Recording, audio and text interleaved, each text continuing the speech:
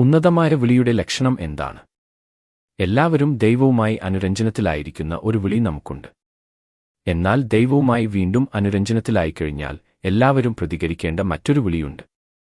അതാണ് ഉന്നതമായ വിളി. എന്താണ് ഉന്നതമായ വിളി? ഓട്ടം ഓടാനുള്ള വിളി.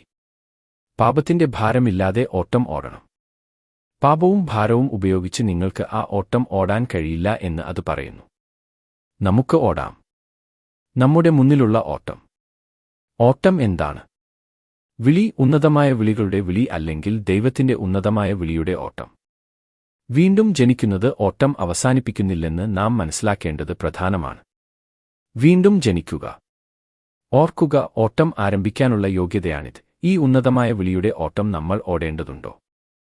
നിങ്ങളെ വലയം ചെയ്യുന്ന എല്ലാ ഭാരവും പാപവും മാറ്റിവെക്കുന്ന ഒരു ഘട്ടത്തിലേക്ക് നിങ്ങൾ എത്തണം. അങ്ങനെ നിങ്ങൾക്ക് ഈ ഓട്ടം സ്വതന്ത്രമായി ഓടാനും വില നേടാനും കഴിയും.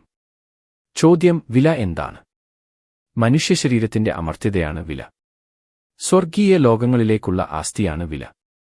ഈ മിഥ്യയിൽ നിന്ന്, ഈ ലെൻസിൽ നിന്ന്, ഈ ഭൗതികതയിൽ നിന്ന് വില പുറത്തുവരുന്നു.